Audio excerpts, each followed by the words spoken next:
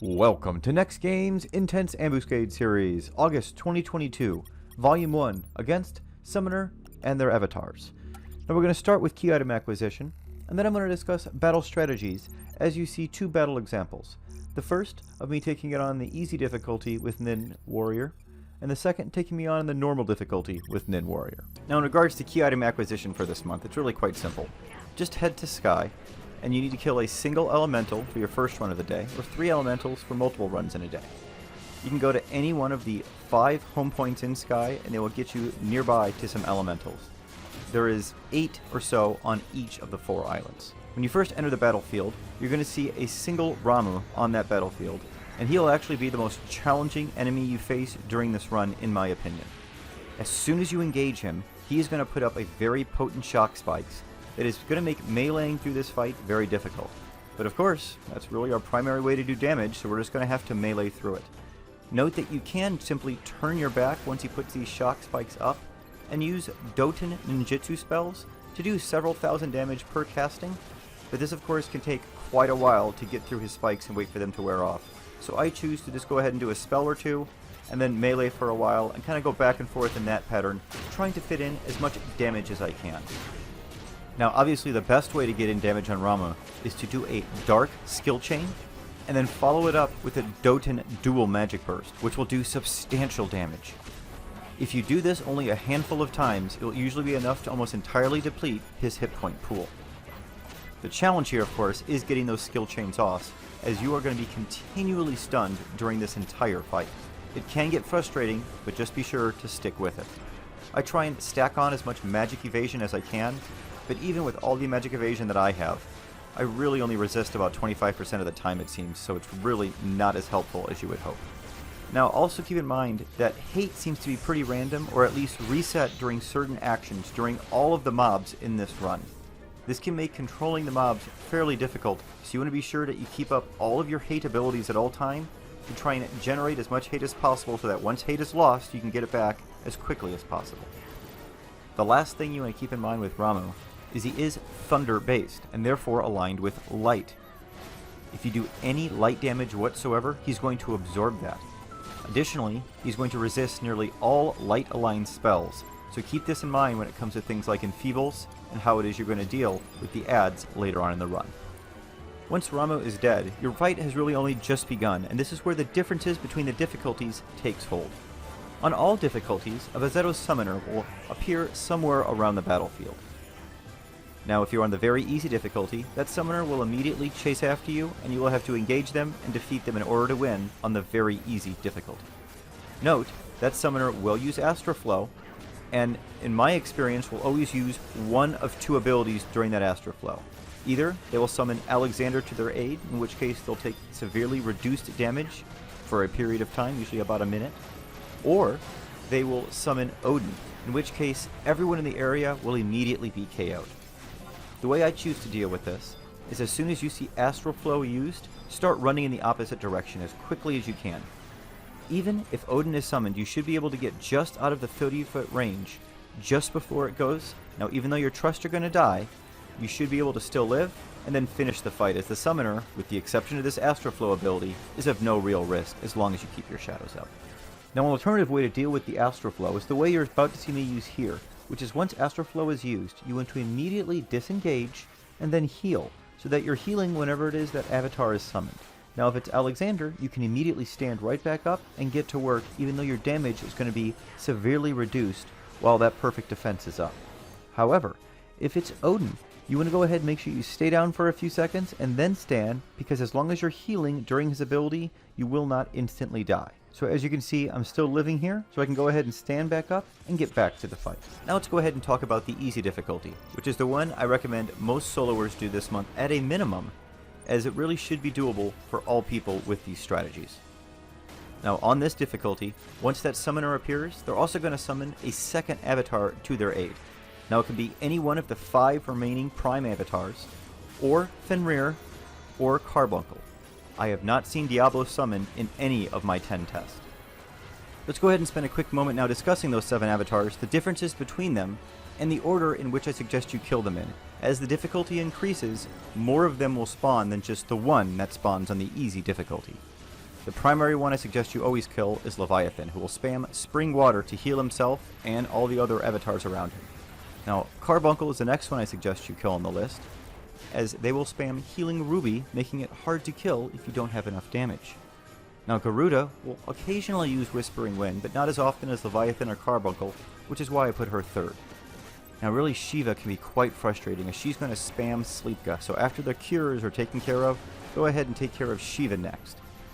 Now, Titan, Ifrit, and Fenrir are all relatively easy to take on, so feel free to take them on whenever they spawn. Titan being the only one that's mildly more difficult, as he will spam Stone Skin, which can slow your battle down. Now, as previously mentioned, 1 will spawn on the easy difficulty, 3 of these will spawn on the normal difficulty, and though I don't have a first-hand account, I can only assume 5 spawn on difficult, and my guess is probably all 7 spawn on very difficult, making this a very challenging month to take this on in a party setup, as if you need to take on all 7 of them, you definitely have a long run ahead of yourself. The one bit of good news is all of these will not be summoned at the same time. Starting on the normal difficulty, she will usually spawn an additional avatar every 30 to 60 seconds after the first has spawned. So you do have a little bit of time, but frankly it's not much, and usually not enough time to finish one of the avatars if you're solo. If you're in a party setup, getting your kills into these small windows is definitely going to be key to your success. Note that in a party setup, you want to deviate from the solo strategy that I'm recommending here. It would probably be best that after Rama is dead, you immediately head off and try and defeat the summoner as quickly as possible, therefore making the amount of avatars summoned as low as possible. Note that, if Perfect Defense is used, it's definitely going to dramatically slow down your fight, as more and more avatars will be summoned during that period of time while Perfect Defense is up. Now, the resistances of all these avatars are set up in such a way that you need to very specifically use both light and dark-based skill chains and magic burst during this run in order to be successful and take out these avatars in time. With Leviathan, you want to use light and MB with thunder. With Shiva, you want to use light skill chains and MB with fire. Titan, light skill chains and MB with wind. With Ifrit, dark skill chains and MB with water. With Garuda, dark skill chains and MB with ice. With Carbuncle, use dark skill chains and magic burst with ice. And then lastly with Fenrir, use light skill chains and magic burst with thunder. If you have other forms of damage, such as end spell damage on Red Mage, make sure you follow these same rules, and it will do the most damage for that end spell. When I read in the forums, these resistances also come into play in the forms of sleep, so you should be able to sleep all of the light-based avatars with dark-based sleeps, and all of the dark-based avatars with light-based sleeps, even though I have not independently verified this. The last thing we'll talk about is trust selection when you're going solo this month. I suggest 2 healers, making sure your haste caps are usually a bard and a red mage, and then for that 5th slot, you have a choice to make. Either use Arc EV as a solid tank, this will allow you to deal more damage, or you can do the tanking yourself and go with Shantoto 2.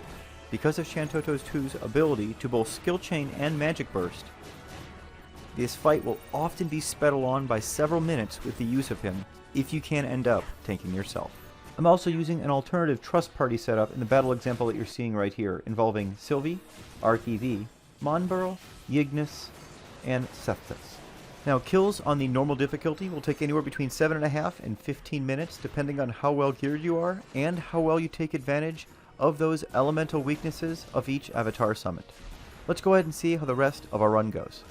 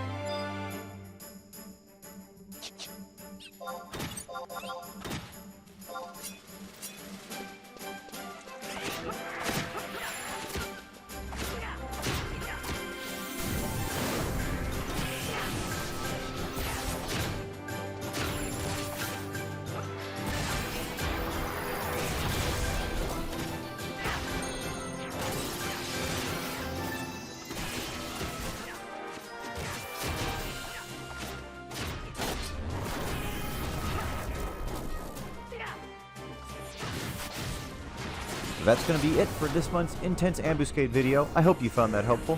Well, this one's occurring exactly 1 year after the last time we saw it, in August 2021. And when I covered the video then, I showed a normal battle example of me taking it on with Red Mage.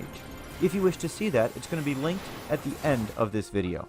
Now, if this is your first visit to my channel and you enjoyed the content, please be sure to click the subscribe button under the video and the bell icon next to it to be notified when my future videos are released. Thanks so much for watching, everyone. We'll see you next month. Stay safe and stay healthy out there.